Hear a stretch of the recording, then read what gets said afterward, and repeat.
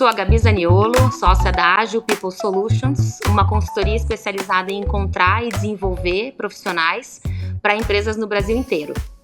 Esse é o nosso videocast, o Agile Talks, que a gente compartilha no YouTube, no Spotify e no LinkedIn, e que tem o objetivo de compartilhar conteúdo gerado a partir de conversas com pessoas interessantes, que tenham histórias de vida no trabalho, para compartilhar aprendizados, para compartilhar experiências e para compartilhar aquilo que foram conhecendo ao longo das suas jornadas. E hoje nós iremos conversar com um executivo de marketing e inovação, com um empreendedor, com um escritor, com um professor, um palestrante, um conselheiro de empresas, um psicoterapeuta em formação e com o pai do Martin. Bem, nós não estamos falando de um grupo de 6 ou 7 pessoas, nós estamos falando do Guilherme Kraus, meu convidado de hoje. Seja bem-vindo, Gui. Pô, eu fiquei procurando aqui na sala para ver se tinha mais alguém aqui por tanta pompa aí dessa apresentação. Então, acho que dessa forma a gente já demonstra que a conversa de hoje pode navegar por mares muito diferentes e vai ser um desafio conseguir concentrar em alguns temas para ter aqui 1 hora de conteúdo compartilhado. E eu gostaria de começar justamente por esse ponto, que foi o que fez com que eu te conhecesse. Eu te conheci como meu professor num curso de gestão do tempo, uma das suas empresas, na grande escola. Acho que foi a primeira empresa que você lançou no mercado. Antes, né, a Getz. Ah, é verdade, porque você é um publicitário, tua formação é em publicidade, assim como eu, né? Sim. Mas rapidamente você foi ampliando também a sua atuação para outros horizontes além da publicidade. E eu te conheci nesse curso de gestão do tempo, e eu confesso que a expectativa quando eu me inscrevi era planilhas, ferramentas, e você compartilhou várias delas, mas você abriu o curso com um clássico teu, que é aquela linha do tempo, né? E ali você dá uma noção de que para preencher aquela linha da forma rica, variada, complexa, difusa, como você preenche, não é simples e não é fácil. Então eu queria que você começasse nos contando um pouco de como começou isso tudo, como surgiu esse múltiplo Guilherme Kraus. Bom, primeiro que eu acho que eu fui um mau professor, então, Gabi. Porque aquela linha, ela tem 2 papéis, assim, na vida da pessoa.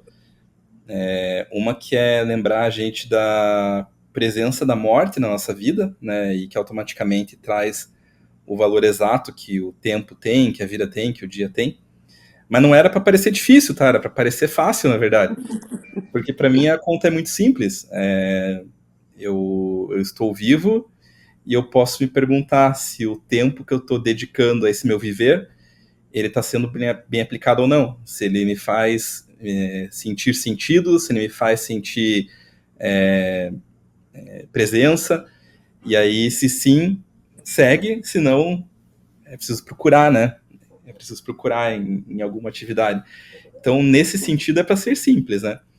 Mas, respondendo a tua pergunta, né, da trajetória e tal, eu acho que se eu for contar aqui, vai dar todo o tempo do podcast, né?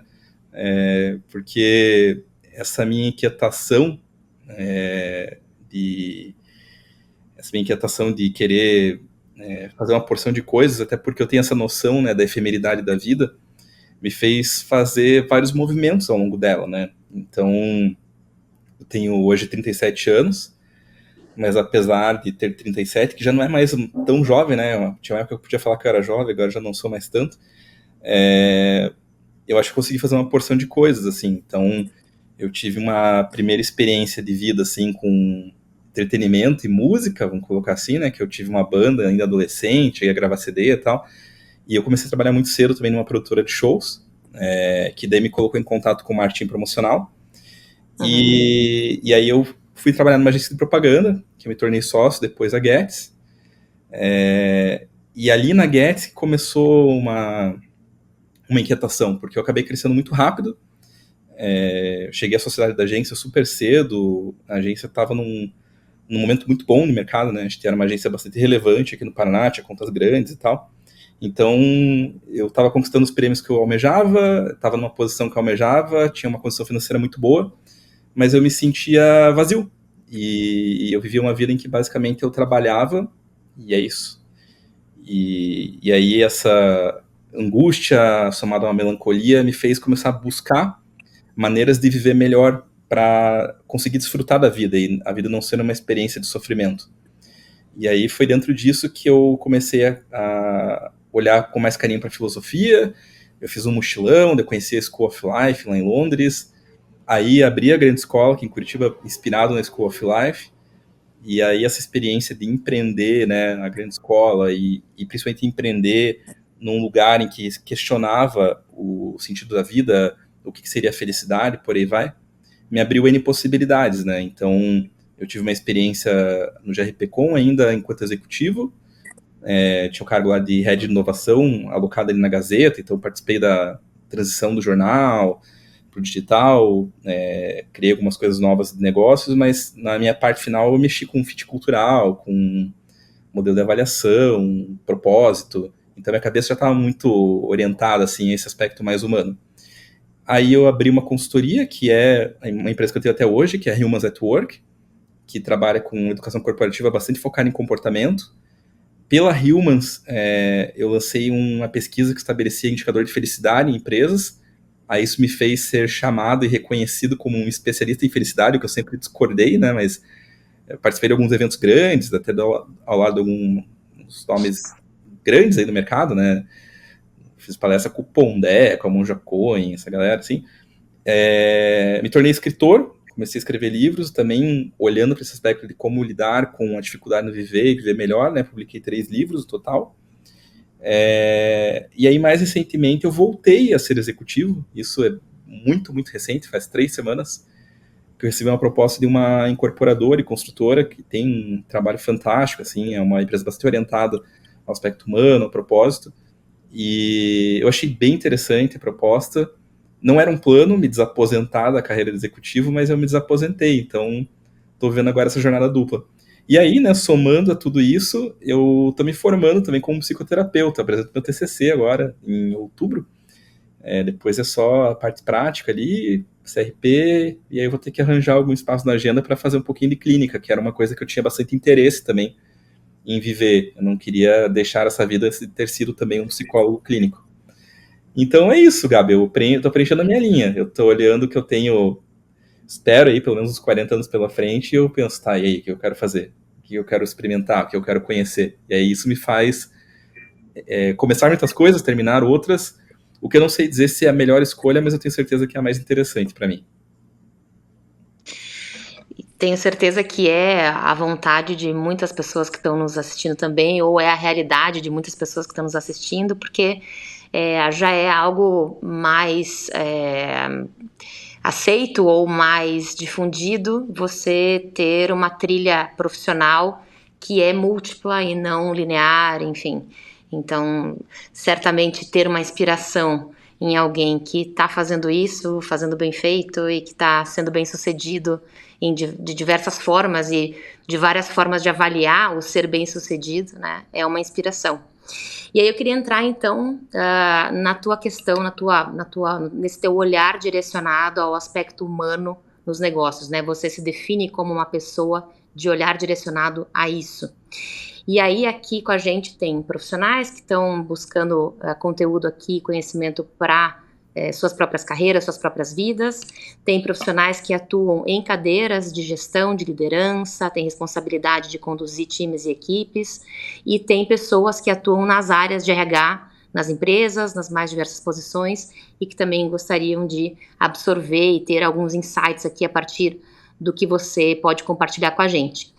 Olhando para esse teu aspecto e tendo a tua experiência já bem ampla na atividade profissional relacionada ao mundo empresarial, ao mundo corporativo, o que você considera essencial para a cultura das organizações se tornar uma cultura forte e contribuir com o sucesso perene das empresas?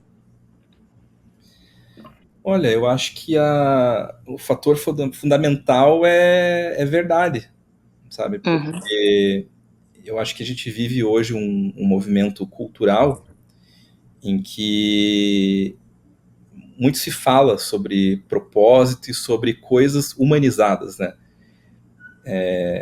Tem até a demissão humanizada, né? Então tem tudo é humanizado. E uma coisa que eu gosto sempre de provocar, né, quando uma pessoa traz esse contexto de algo humanizado, eu pergunto, tá, mas o que é ser humano para você? Então, para você poder fazer algo de forma humanizada, você tem que ter uma definição muito clara do que é ser humano. E eu vejo que essa pergunta, ela começa a investigar e cutucar o quanto que é uma verdade ou o quanto que é uma embalagem, sabe? E eu vejo que a cultura, ela sempre vai pro lado da verdade. Então, o que pode acontecer, né? Pode ter uma empresa que ela tem uma cultura almejada, que ela é muito linda na apresentação, mas ela se torna ambígua na realização, porque acontece, existe aquilo que está no slide, aquilo que está no material, e existe aquilo que está no corredor, que está no Teams, que está nas conversas paralelas, que está no coração das pessoas. uhum, E aí, não raro, a cultura da empresa, que é a parte escondida, não representa o código de cultura da empresa, que é a parte revelada, porque a teoria é uma e a prática é outra. Então, eu vejo que a primeira coisa fundamental assim na cultura empresarial é a verdade. É o entendimento, primeiro, de por que existimos, quem somos, no que acreditamos, mas de verdade. Tá? De verdade, não naquilo que é o mais bonito ou naquilo que é o socialmente mais aceito. E aí, uhum, esse entendimento muito profundo, a vivência disso, né, nas atitudes, nos processos, nos produtos, nos serviços, no jeito de ser. E aí também um cuidado muito grande para que se crie uma comunidade de pessoas que vibram nessa mesma crença, nessa mesma cultura, né?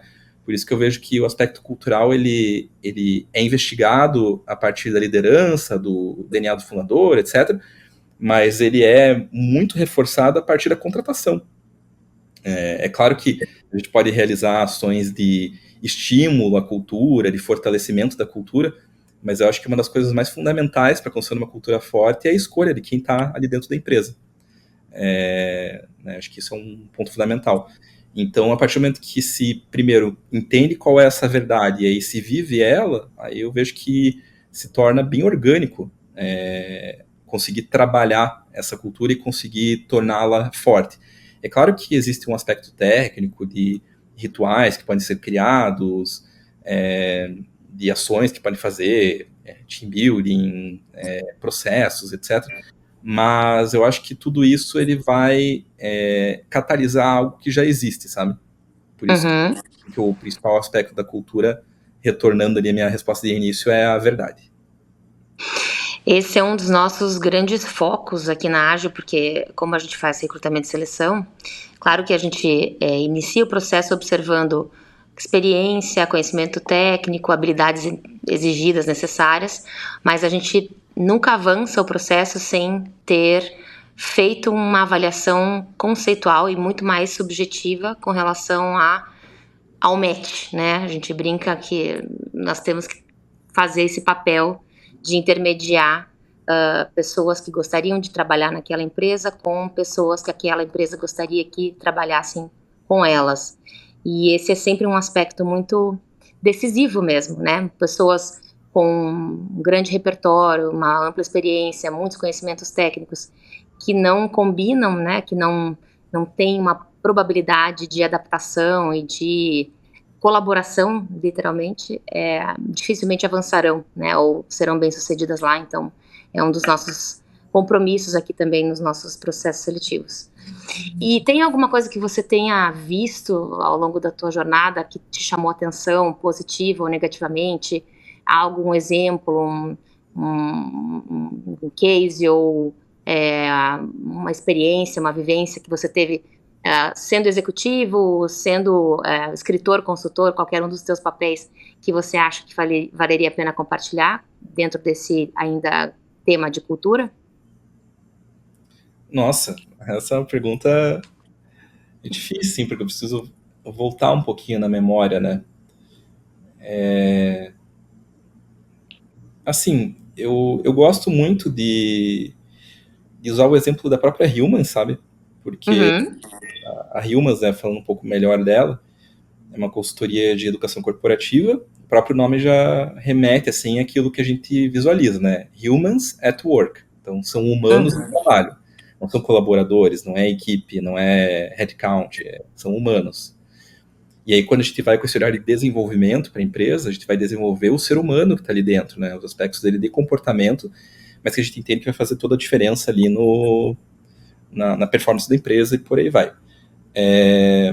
A Humans já passou por algumas etapas, né, na vida dela. A gente foi bastante afetado pela pandemia, então foi um processo bem interessante, assim, de reinvenção. uhum, Mas para a gente sempre foi sensível trabalhar o aspecto da equipe, porque é uma empresa que carrega uma ideologia muito forte, né? Então, além de a gente trabalhar com um método, né, um conhecimento intelectual que a gente leva para a empresa, já é algo uhum, difícil, né? A gente não está vendendo pizza, uma coisa assim. A gente também tem um aspecto, uma carga ideológica muito forte em relação ao que a gente acredita no trabalho e etc. Então é essencial que a gente possa ser um lugar de referência, né? E um lugar de experimento para novas práticas. E aí uma coisa que eu gosto muito, assim, no que a gente desenvolveu dentro da Humans, tem N coisas, assim, né? Eu brinco, né? A Humans, ela era remota before was cool, porque a gente, em 2019, construiu um escritório temático, que era um lugar de convivência, né? Então ele tinha um mesa, uhum, tinha jardim de inverno, era bem legal, assim, mas as pessoas não tinham, e nunca tiveram, né, obrigação de horário e nem de presença. Então, uhum, qual horário de trabalho? Sei lá, a pessoa que sabe. A pessoa trabalha quando ela quer. Ela trabalha quando ela quer e onde ela quer, né? Desde que ela entregue aquilo que é necessário. Então, desde dessa flexibilidade extrema, mas eu acho que a coisa mais legal, assim, da cultura da Humans que a gente trabalhou foi o aspecto do afeto. Porque uhum, a gente preza muito na Humans por uma coisa que é difícil de mensurar, que é o afeto. Que é o afeto nas relações internas, mas também no atendimento ao cliente. Então, uma coisa que eu sempre falo para a galera que trabalha comigo na Humans eu não quero ser a maior consultoria, não, meu objetivo não é ficar rico aqui, eu não quero performance extrema, o meu objetivo é que a Human seja lembrada como a empresa e nós, né, enquanto membros, como as pessoas com as quais o líder e o profissional do RH quer tomar um café. uhum, Porque ele sabe que a hora que ele chamar a gente, primeiro, a gente vai topar, e segundo, a gente vai trazer uma coisa relevante. E aí pode ser que dentro disso surja uma proposta, mas pode ser que não. Então, uhum, a gente preza muito por construir relações de confiança, relações de amizade e relações de carinho. E isso a gente faz nos mínimos gestos, assim, no atendimento, na maneira como a gente se comunica, na nossa flexibilidade em relação a propostas. E a gente, às vezes, fazer umas coisas meio malucas com o cliente para viabilizar, sabe? uhum, Então, a gente flexibiliza o orçamento. A gente é muito, muito, muito afetuoso no sentido de construir uma relação de fortalecimento mútuo. E aí, né, isso tem muito a ver com visão de mundo, porque tem a visão, assim, da pessoa estar ali no trabalho, primeiro, porque ela gosta do que ela faz, dela ter um amor genuíno pelas pessoas que ela atende, dela ter um amor genuíno pelas pessoas que ela desenvolve. uhum, Uma pessoa, por exemplo, comercial, que está ali para, porra, quero estourar de vender, bater meta, tal. Essa pessoa não tem fit com a gente. sim, E não que essa pessoa seja ruim, mas ela não tem a ver com a nossa cultura. A nossa cultura é do afeto. E aí, né, a gente criou isso no nosso modelo de avaliação. Então, no nosso modelo de avaliação, a gente conseguiu criar um indicador de afeto. E como que a gente vê isso, né? Tem a ver com a maneira como a pessoa está aberta ao outro, tem a ver uhum, com quanto essa pessoa intervém positivamente, elogiando, reconhecendo, enaltecendo, propondo, tem a ver com gift work, né? O quanto que essa pessoa surpreende com gestos de carinho, presentes, recados. Então, tudo isso é a nossa avaliação para ver se a pessoa performou isso ou não com o público externo, mas principalmente com o público interno. Então, isso criou um lugar, assim, que mais do que um jeito de ser, é uma coisa pelas quais as pessoas são, entre aspas, cobradas, porque a avaliação é sobre isso também. A gente tem 5 pilares, mas um pilar é afeto.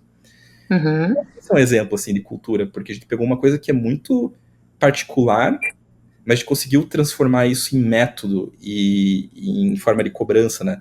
E daí até, né, Gabi, você já foi cliente nosso, né? Coisas que a gente faz na Humans, por exemplo. Agora a gente manda só contrato digital, mas antigamente quando a gente mandava contrato impresso, a gente mandava no envelope um chazinho junto. O contrato, o contrato, a gente fazia uma cartinha, ó, é chato, então faz um chá aí e tal. Quando a gente marca reunião com alguém, né, de prospecção mesmo, sabe? A gente manda um café especial na casa da pessoa para ela passar o café no momento da reunião. São vários cuidadinhos, assim.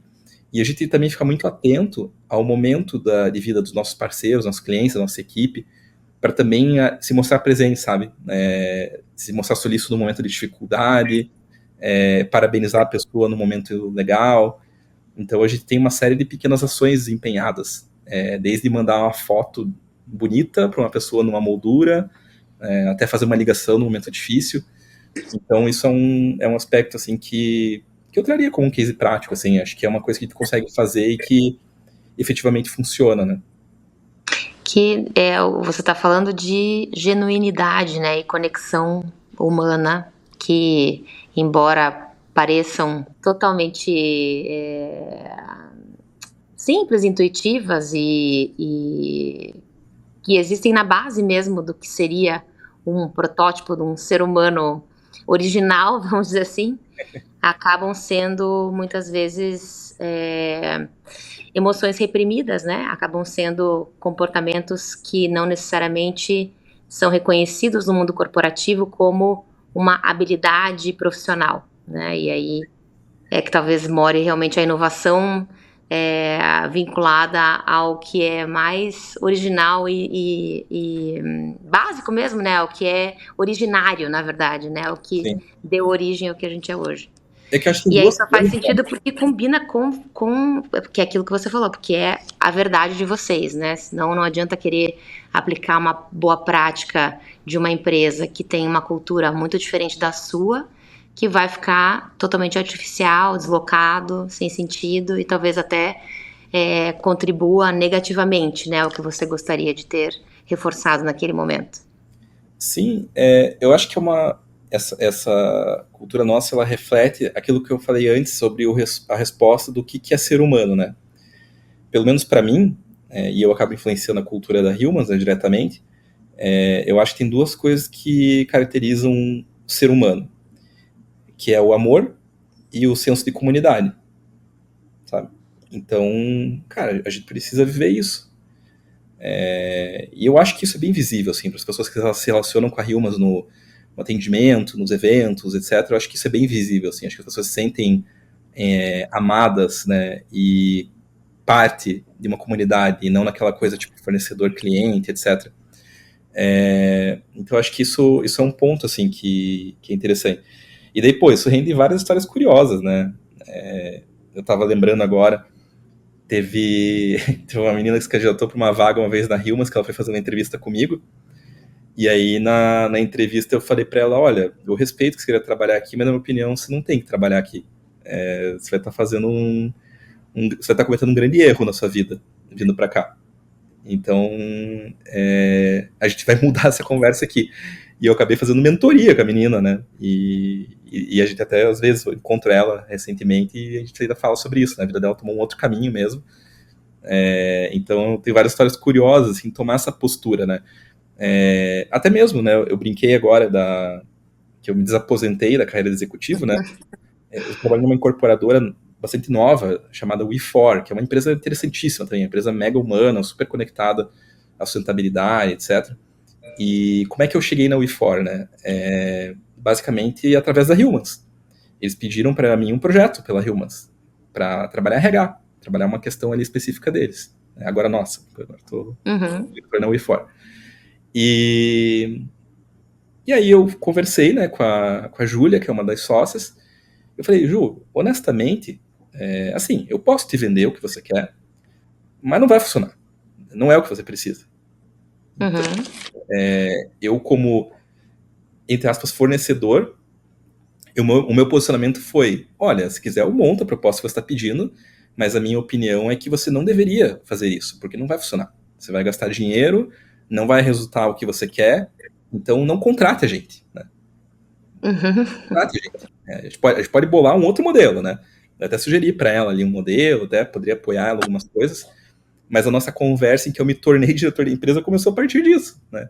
É um cliente que me pediu um orçamento, né? E eu falei, olha, não contrate a gente, porque não é o que você precisa na nossa opinião técnica, né? Então a gente tem muito essa postura, assim, que às vezes é um pouco inusitado.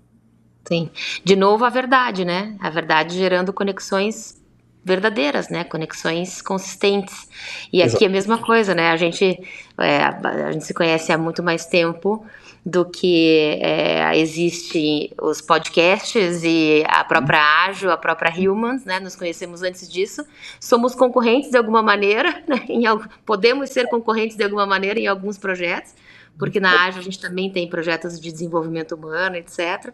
Mas a conexão que a gente tem e a troca, o conteúdo que vem acontecendo ao longo desses anos de várias maneiras e por várias oportunidades diferentes, faz com que a gente se mantenha em contato e com que a gente sempre procure absorver um pouco mais de conteúdo, entender o que está acontecendo na trajetória de cada um, para também contribuir. Eu acho que uma das características humanas que eu imagino que seja bastante comum, não sei se para todos, mas bastante comum, Uhum. é a satisfação em poder gerar conexões, em perceber que você contribuiu positivamente para a vida de alguém de alguma maneira, para a vida de um outro ser humano de alguma maneira. E acho que é uma das coisas que mais me realiza no meu trabalho, porque a gente faz isso o tempo todo, né, trabalhando com recrutamento, seleção, desenvolvimento. Então a gente tem sempre o poder, a possibilidade, a oportunidade de influenciar vidas de pessoas e através das vidas das pessoas influenciar as empresas e ter essas conexões como que a gente, para ter conversas, trocas, enfim, compartilhamento de experiências como essa que a gente está tendo aqui hoje, de uma forma também sem um interesse específico por trás, né? Só porque eu sei que seria uma boa conversa, porque eu sei que quem nos ouve, nos assiste, vai gostar de conhecer um pouco mais da tua trajetória e aproveitar o teu conhecimento, os teus insights. Então, acho que no fundo de tudo que você vem fazendo ao longo da tua vida, tem esse interesse e essa satisfação mesmo de influenciar vidas, né? E se você olhar, tudo que você fez sempre teve essa pauta como alicerce ali, como base, né? Eu queria fazer 2 comentários. Vou fazer a tréplica aqui, né? Boa. Porque assim, houve uma época que eu tinha essa coisa de querer delimitar um propósito e tal. Hoje em dia eu enxergo a questão do sentido e do propósito de maneira diferente. Mas quando eu busquei essa delimitação, né, eu cheguei à conclusão de que o que eu queria fazer na vida era encontrar maneiras de aliviar o sofrimento e elevar a felicidade. E eu vejo isso de maneira bem genuína. Isso ele se permeia em todos os lugares, né? Vai permear na minha clínica, permeia nos meus livros e permeia nessas conversas. Porque no final eu quero tentar aliviar um pouco daquela angústia que a pessoa carrega e apoiar essa pessoa para que ela tenha uma jornada mais positiva, né? E aí ela tendo sucesso no trabalho, ela aliviando ali uma dor, por aí vai, acaba funcionando desse jeito. Acabou que por conta disso, né, eu brinco, eu sou meio que um para-raio de problema, assim, porque eu acho que praticamente todos os dias da minha vida, é raro um dia que eu não tome um café com uma pessoa aleatória, assim, que acha que eu posso ajudar ela de alguma forma. E eu tento muito, assim, reservar os horários. Hoje eu tento reservar os almoços para isso. Eu vou almoçar com a pessoa, eu escuto genuinamente, assim, e falo, olha, na minha opinião, acho que isso e aquilo, tal. E eu faço essa maneira de contribuir. Mas aí a segunda coisa porque tem a ver, né, com aquilo que eu falei que seria um propósito. E sim, eu concordo com você, eu me sinto realizado fazendo isso, sabe? E eu acho que isso, de certa forma, me ajuda também a lidar com as minhas angústias. Eu aprendo muito também, né, nessas trocas. Mas eu acho que tem uma coisa muito legal também nesses encontros, que aí eu trago uma inspiração que ela pode soar meio estranha, mas daqui a pouco eu explico, que é do filme Poderoso Chefão. Porque eu aprendi uma lição muito importante com o Corleone. Que ele basicamente ele fica ali, né? Qual que é a rotina do Corleone? Ele fica lá na sua mesa, acariciando o seu gato e tal, e ele recebe as pessoas com problemas e ele resolve o problema da galera. Tipo, você precisa de dinheiro? Tá aqui, ó. Você precisa de tal coisa? Tá aqui, pá, pá. E eu tenho um jeito meio Corleone de ser, assim, a diferença é que eu tenho um cachorro, não um gato. Mas eu gosto desse lugar de estar aberto para receber as pessoas com seus problemas, com suas demandas, com suas oportunidades, e o máximo possível tentar ajudar, conectar aqui, indicar, dar uma ideia e tal. E eu faço isso primeiro porque eu gosto dessa conexão, mas eu vejo, Gabi, que se tem uma coisa que eu tenho de ativo hoje na minha vida, é a minha rede. Uhum. Eu acho que ela é a coisa mais valiosa que eu tenho. Hoje eu tenho segurança de que eu conheço muita gente e muita gente que tem apreço por mim. Então eu tenho segurança de que hoje eu vou poder mandar uma mensagem para uma pessoa e que ela, se eu precisar, ela também vai me receber. Porque em algum momento eu fiz alguma coisa para ela. E eu não tô falando que eu faço isso caso pensado, tipo, não, vou fazer isso porque Claro. tal coisa, tal coisa, tal coisa. Mas eu acho que essa troca mútua de pessoas se ajudando cria esse senso de comunidade, onde uma pessoa fortalece a outra. E isso, para mim, em alguns momentos também se mostra útil, sabe? Então, você falou, né? A gente é concorrente e tal. Eu acho que ele não é tão concorrente assim, né? Mas, de qualquer maneira, a gente tem já uma relação de muitos anos, né? E eu tenho uma relação muito importante também com o André Caldeira, que é o seu sócio na Ágil, que é uma pessoa muito importante da minha vida.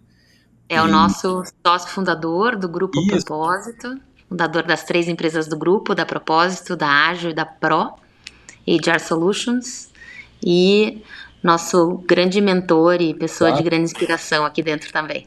E que é uma pessoa que eu tenho como uma referência de vida, assim, eu já falei isso pra ele. E o André, pô, é um cara que eu tenho orgulho hoje de poder, de saber que, cara, se eu mandar uma mensagem pra ele e falar, pô, André, como eu já precisei, sabe? Pô, ele foi um cara que estendeu a mão e dedicou muito tempo pra me apoiar. E de graça, né? Aliás, de graça não. Eu tenho certeza que por amor e por apreço. Uhum. E ele é um cara que eu sei também que a hora que ele precisar, que ele me ligar, eu vou. Assim como fui, né? Tempos atrás ele pediu pra fazer um evento aí com vocês, né, no grupo Pro. E eu Sim, fui pró bono, né? E, cara, iria facilmente, quantas vezes ele precisasse, porque eu criei esse sentimento de vínculo, assim como eu tenho com você, né? Então, quando você me convidou sim. para o podcast, idem. E eu acho isso uma coisa muito legal, assim. E daí, hoje em dia, eu apoio muita gente, mas também eu consigo esses apoios, né? Então, tem coisas muito, sei lá, bobas, sei lá, esses tempos atrás. Agora eu não tô namorando mais, né? Mas eu tava namorando e eu queria presentear a minha namorada com uma massagem, né? Um day spa ali no Gaia, que é um spa maravilhoso. Sim. E ela não morava em Curitiba, né? Então ela tava aqui numa manhã super agitada, ela tinha só um horário específico e não tinha agenda no Gaia pra ela fazer o spa. Mas aí eu tinha tomado um café com a Dani, que é a dona, né? Daí eu choramei e falei, Dani, porra, cara, dá uma força aí, consegue um horário. Cara, a Dani inventou um horário, ela conseguiu uma pessoa tal. Então eu acho isso muito, muito legal, assim, saber que a gente tem hoje uma comunidade. Eu me sinto muito enriquecido por isso, por saber que eu tenho pessoas que, se eu precisar de uma mão, vão estender essa mão.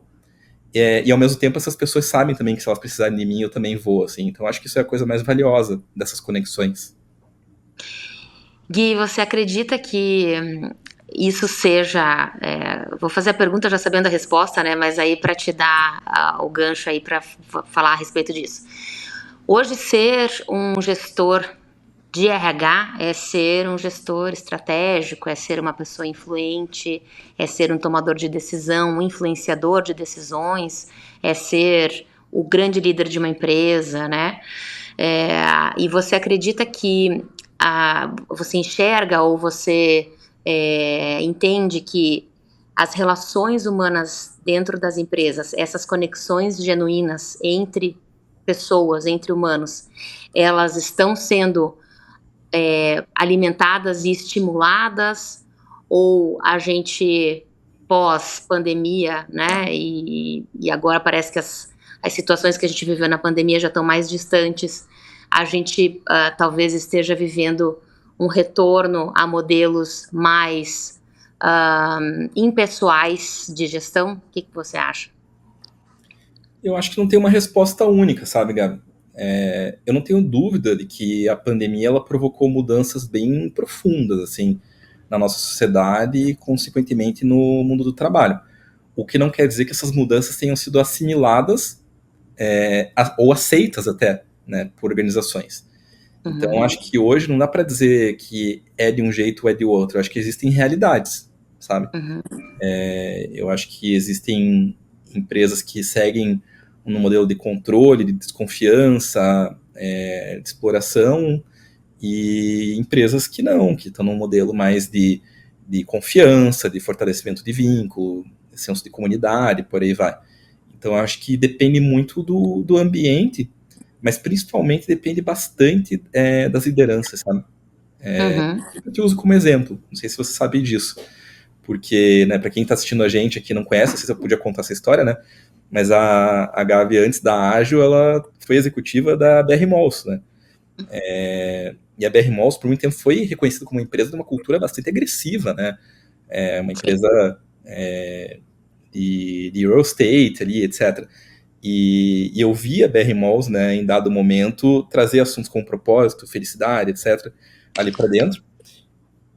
E acompanhei essa história, né? E a Gabi foi uma pessoa muito importante nesse processo, né? Então, e aí eu vejo como o trabalho pessoal dela, primeiro, dela se conectar com o assunto, né? De se preocupar com o bem-estar, com o propósito, com felicidade, fez ela como primeiro gestora ali no shopping que ela estava alocada, né? Então eu lembro que daí você trouxe esse assunto para lá, mas que não era uma realidade nos outros shoppings, e de repente isso está contaminando, né?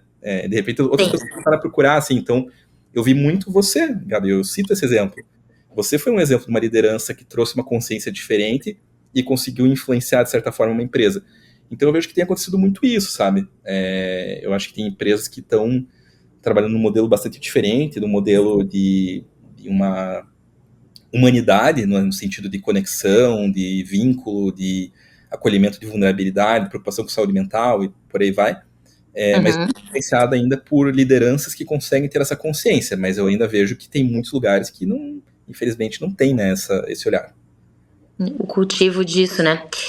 De novo, acho que é a questão do ser genuíno, né? E é claro que existem formas diferentes de você tornar realidade aquilo em que você acredita, porque, obviamente, sendo um executivo, uma executiva de uma empresa, você também tem que respeitar o tempo e o momento de cultura de cada lugar, desde que você entenda que faz sentido estar ali, né? E que, de alguma forma, o seu esforço para criar ou desenvolver ideias que você acredita que façam sentido para as pessoas e para os negócios, porque, né, uma coisa só vai fazer sentido se fizer para os dois lados, Sim.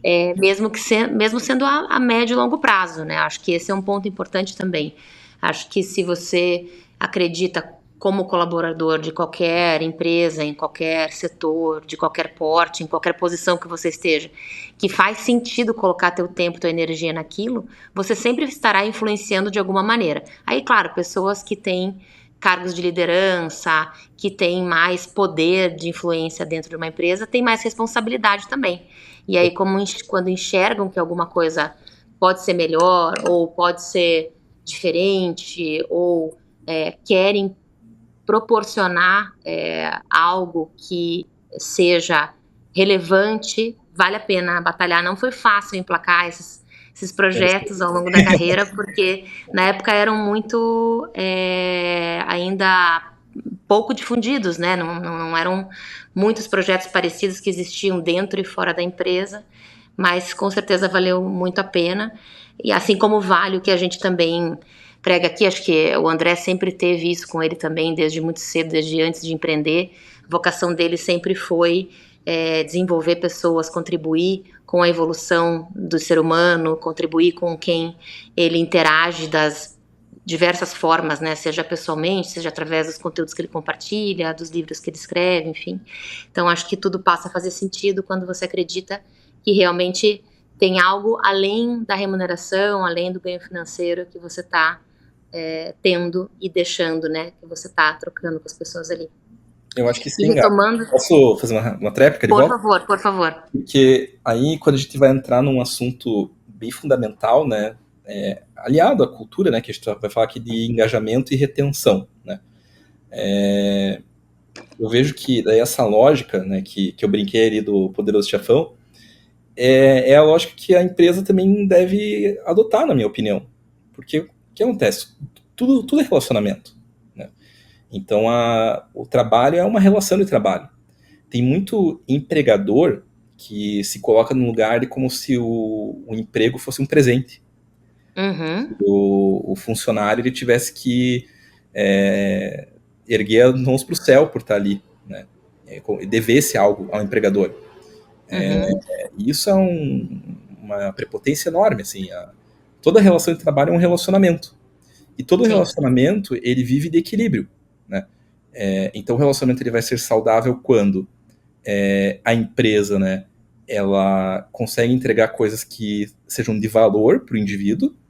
Claro que a remuneração é um dos pontos, mas longe de ser o único e eu diria nem o mais importante, né? Eu acho que ele tem uma importância ali enquanto questão de sobrevivência.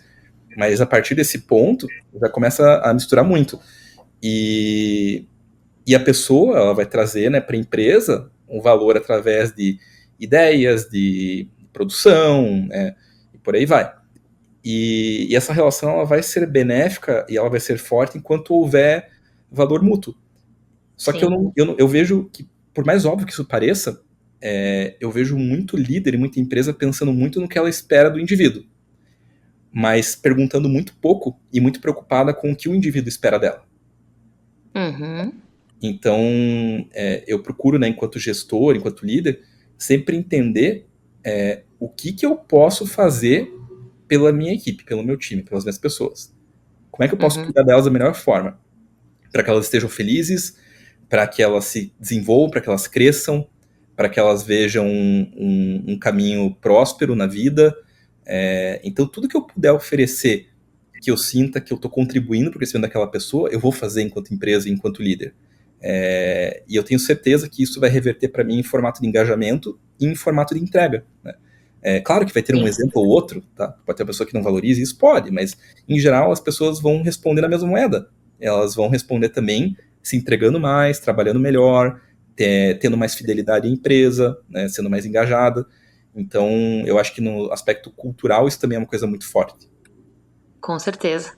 E o teu workshop para nós aqui do Grupo Propósito foi sobre saúde mental, que é um tema que sempre te interessou também e que Uhum. faz com que você também derive tua carreira aí para psicoterapia e tudo mais.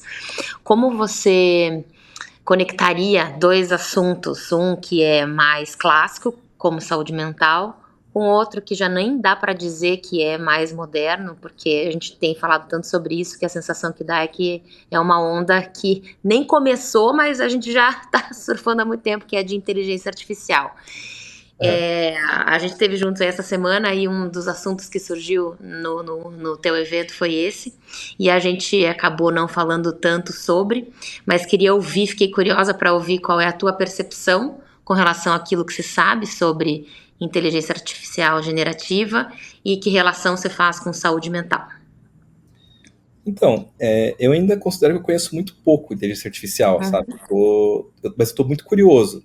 Então, eu estou tendo meus primeiros movimentos agora.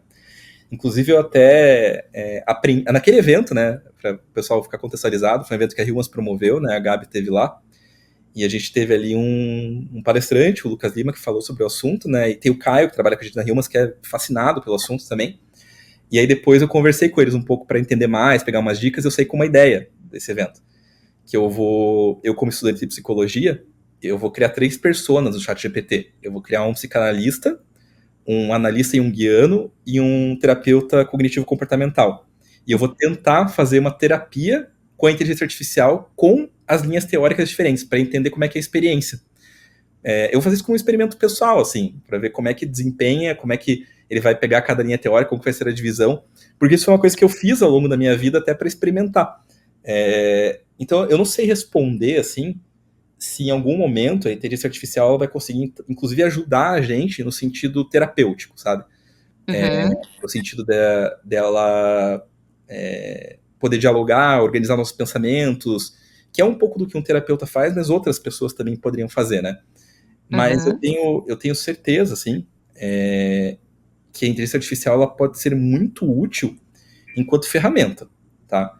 Porque, Uhum. assim, a gente aumenta muito nosso poder de produção, então a gente aumenta a nossa produtividade, o que quer dizer que a gente possivelmente vai ter mais tempo para desempenhar em outras áreas da vida, através da inteligência artificial, sabe? Então, cara, a gente viu isso hoje lá na consultora. Eu brinquei lá, pô, vamos fazer aqui um elevator pitch e tal, do empreendimento X pra gente testar. Se eu fosse fazer isso, eu ia demorar 2, 3 dias para apresentar. A gente Uhum. fez isso em 30 segundos na inteligência artificial. E ficou bom. E ficou bom. Uhum. Então, eu vejo que ela vai ser uma ferramenta que talvez livre a gente de algumas tarefas, e aí a gente vai ter um tempo em que a gente vai ter uma escolha de como investir. Eu espero que a gente invista em coisas que propiciem o nosso bem-estar, né, e nos desempenhem menos estresse. E eu acho que ela também vai poder ser muito aplicada em ferramentas auxiliares, sabe? Para ajudar a gente a organizar nossa agenda. Uhum. Talvez até, hoje em dia já tem, né, as plataformas de atendimento de saúde mental, como o Vitude, por exemplo, mas que são terapeutas reais, né? Mas talvez a gente possa ter a IA fazendo algum tipo de triagem, ou algum tipo de testagem psicológica que pode também ajudar no diagnóstico. Mas eu ainda conheço muito pouco, Gabi, então eu ainda não sei Uhum. conectar. Mas eu estou muito interessado em saber como é que isso vai evoluir, sabe? Estamos todos especulando ainda, né? É. Esse Mas eu tema. sou do lado que vê com olhos positivos, tá? Eu não vejo a Uhum. inteligência artificial como ameaçadora. Eu acho que ela vai ser uma Uhum. ferramenta incrível. E eu tô muito alinhado àquele estudo que saiu agora dos Gen-Gens, assim, que a inteligência artificial vai causar uma revolução tão poderosa quanto foi a revolução industrial e a revolução digital, que é o que eu tô chamando de revolução generativa. Eu acho Uhum. que vou viver isso, sabe? Eu acho que eu ainda vou estar aqui para contar a história e ver como a vida mudou, assim como a internet mudou a nossa vida, né? Eu e você sabemos, né, como foi o mundo ali quando a gente entrava na internet ainda, né? Sim, sim. Quando tinha. É verdade. Esse é um termo, entrar na Entrar na internet. Agora internet, eu vou entrar na internet. exato. É verdade. Esse é um outro tema. Bom, dá para falar sobre muitos temas contigo, mas esse é um outro tema interessante, que é a diversidade geracional, que eu acredito que seja algo que você vivencia, porque você, na minha visão, totalmente de observadora, né? Uhum. Foi um jovem extremamente é, é, com um comportamento extremamente similar ao que seria a descrição de um jovem da tua faixa etária, mas também com complementos de hábitos e preocupações e reflexões de pessoas pertencentes a outras gerações, mais velhas do que você era na época. E aí agora, como você disse, já não está mais tão jovem assim, embora você seja muito jovem, e Tá você, bom. de certa forma, se reinventa de novo, então passa de novo a viver talvez a sua juventude de novo, de uma outra maneira agora. Então, enfim, o que eu queria era que você me dissesse quais são teus pensamentos e tuas percepções com relação à diversidade geracional, comportamentos relacionados às gerações, como isso implica na gestão das empresas, nos resultados, na evolução do mundo como um todo. Então, da minha parte, eu acho que consigo, assim como existe o gênero fluido, eu sou a geração fluida, sabe? Porque, claro, eu também passei por outras épocas de vida. Então, houve um tempo que a galera falava que eu era muito velho. Todo mundo falava, nossa, você é um velho, cara, você tem 300 anos, tal. Até pelos meus hábitos, assim. E hoje em dia, eu acho que eu tenho uma fluidez, assim. Porque eu acho que eu tenho um lado ainda bastante jovem, no sentido que, vez ou outra, eu gosto de ir em festival, dar rolê, etc. Amigos. Então, eu tenho um lado. Tá muito conectado a tendências, etc. Então, eu acho que eu tenho esse lado de consumo do novo, que me colocaria, talvez, ali quase que um Z, assim, em alguns momentos, sabe? Talvez. Mas assim, eu também tenho um puta lado velho, assim, bem, bem velho. Tipo, talvez antes do Baby Boomer, assim. Porque eu tenho um lado ranzinza, assim, que é interessante. Apesar de eu ter essa curiosidade à tecnologia, eu sou uma pessoa um pouco avessa à tecnologia no meu dia a dia, então eu uso ela muito como ferramenta, mas eu também prezo Uhum. muito pela desconexão, sabe? Então acho que tem esse Uhum. aspecto. E eu tô brincando, assim, que eu tô no momento da minha vida que eu virei o tio do Sport TV, assim. Então, os meus hábitos em relação ao horário de trabalho, etc. Então, por exemplo, hoje eu tô prezando muito pelo trabalho presencial. Gosto muito do presencial. E gosto muito de separar minha vida, assim, de ir pro presencial. Hoje, por um motivo de força maior, eu tô em casa, mas eu não gosto de trabalhar em casa. Eu nem trago computador para casa. O computador fica no Uhum. escritório. Eu podia ter um desktop hoje em dia, praticamente. Raramente eu tiro o computador do escritório. Então, eu tenho uma mescla, assim, eu tenho um gênero fluido aí nas gerações. Mas aí, falando sobre convivência, né, eu vejo, assim, como uma coisa muito legal, assim, de ter a possibilidade de estar trabalhando e estar convivendo com pessoas que tiveram contextos culturais muito diferentes, sabe? Com certeza. E eu acho que isso se apoia um pouco pelo geracional, mas a gente não pode esquecer também que essa diversidade ela se dá também por fontes econômicas, geográficas e por aí vai. E Uhum. eu tenho uma curiosidade muito grande em conhecer essas histórias das pessoas, sabe? Então, eu gosto de estar com o diferente justamente para entender como uma pessoa que teve uma trajetória diferente da minha enxerga a vida. E eu acho que quando a gente tem isso numa empresa, isso é extremamente rico. É óbvio que vai ter conflito e vai ter treta, normal, tá? Claro. O diferente diverge, isso é normal. Mas eu acho que o divergir, ele é muito saudável, sabe? Então, eu estava agora há pouco num treinamento pela Humans, o conflito ele é importante. Só que assim, existe uma diferença entre conflito e briga. Tá? Uhum. Conflito, em termos de confrontar ideias, é essencial para o ambiente democrático e diverso. Mas tem que ser feito num lugar em que as pessoas tenham segurança psicológica, em que o falar seja aberto, que seja acolhido, e que aí desse debate surja as soluções que consigam pegar toda essa riqueza. E aí nessa diversidade geracional é muito difícil lidar, né? Eu vejo, a gente falou sobre isso inclusive no evento, mas eu Uhum. prefiro olhar para esse ponto e pensar, bom, cada geração tem uma fortaleza e um calcanhar de Aquiles, né? Então vamos tentar, né, aproveitar a fortaleza de cada um e vamos tentar usar a fortaleza de cada um para tentar curar um pouquinho o calcanhar de Aquiles do outro, sabe? Uhum. E aí eu vejo que nessa ideia é muito rico você ter uma pessoa de 55 anos trabalhando com uma de 18, porque elas vêm de universos absolutamente diferentes.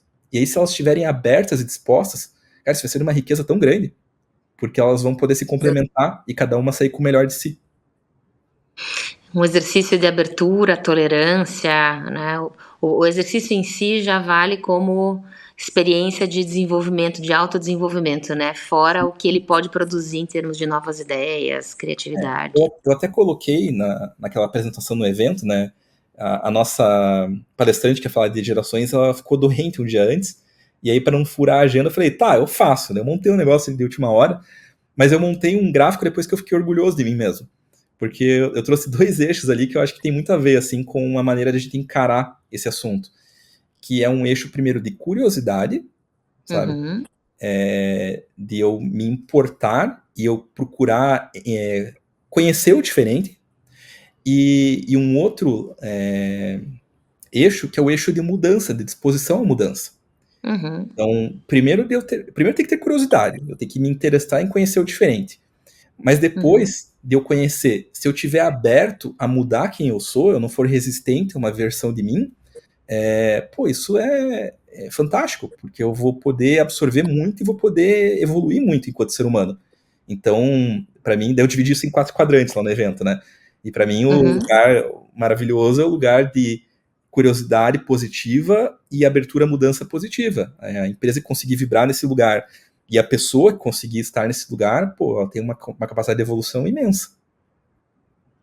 Sem dúvida. E evolução e de ter uma vida mais interessante, né? Uma vida mais com novidades, com coisas Exatamente. diferentes, com surpresas, né? Com coisas boas Esse é que um surjam a ponto, partir sabe? daí. Eu sou muito fã do Contar do Caligares, que é um psicanalista, foi um psicanalista, né? Ele faleceu agora faz 2 anos. E o Caligares tem uma frase que eu acho brilhante, que ele diz assim, eu não quero ter uma vida feliz, eu quero ter uma vida interessante. Eu acho que isso é um conceito fantástico, assim. Porque o interessante, ele envolve também um pouco do desconforto. Sem dúvida. Mas o interessante é o experimentar a vida. É eu pegar cada cantinho desse viver aqui, e aí a gente volta lá no começo, na nossa linha do tempo, ela tá passando. Tá? A gente começou a nossa conversa aqui, e a nossa vida ficou um pouquinho mais curta, e ela tá ficando um pouquinho mais curta. E aí, né? O que eu posso fazer com isso? Né? O que eu posso conhecer? E aí não no sentimento de angústia, ansiedade e tal, porque às vezes eu também prefiro não fazer nada. Eu falo assim, o que eu vou fazer? Nada. Mas eu acho que é legal uma visão da gente tentar desfrutar o máximo possível da vida, né?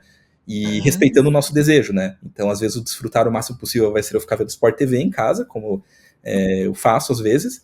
Mas hoje, por exemplo, não. Hoje eu vou sair, vou para um bar e tal. Então, cada dia é um dia, né? Sem dúvida. Gui, eu já queria engatar num outro assunto aqui, mas aí eu acho que vai ser pauta para o nosso próximo Pois podcast, tem que que marcar a versão 2.